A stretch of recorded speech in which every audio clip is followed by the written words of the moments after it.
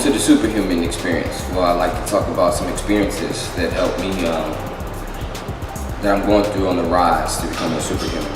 So today, the theme is trust thyself. So recently, I just competed in the North American Nationals at Pittsburgh. It was a train wreck. I did terrible. I didn't do as well as I thought I would do.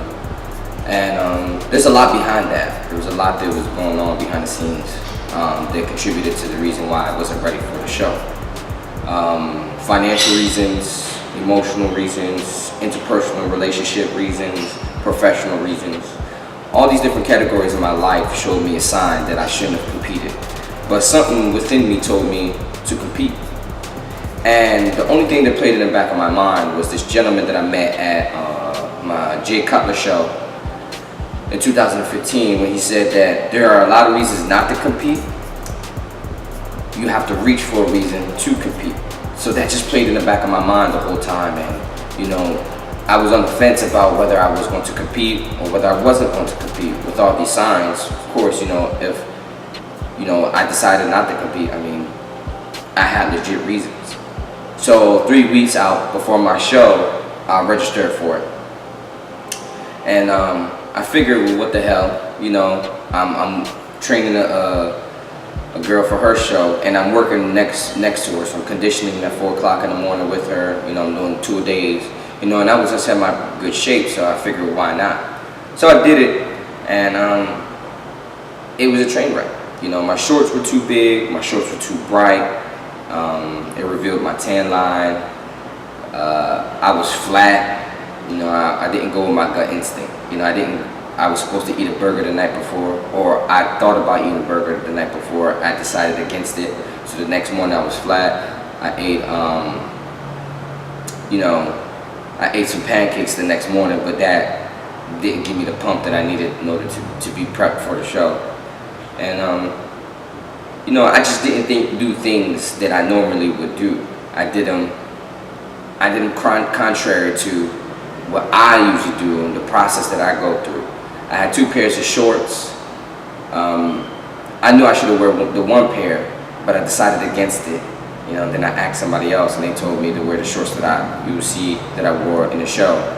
And I knew they were too bright, but I didn't go with my gut instinct. So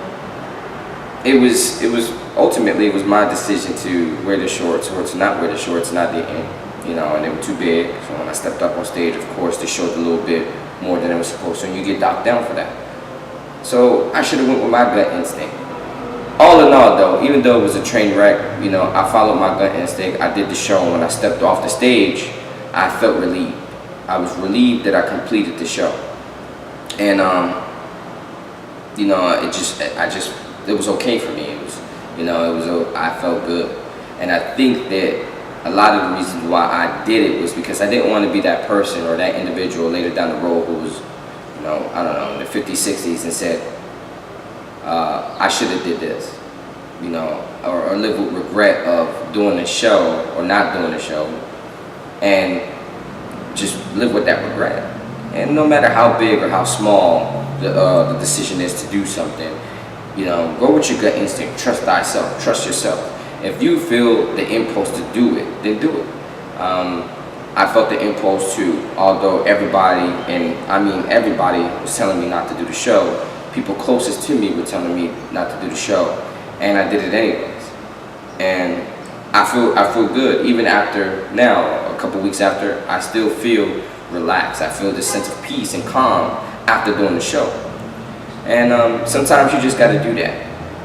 I conclude with this story.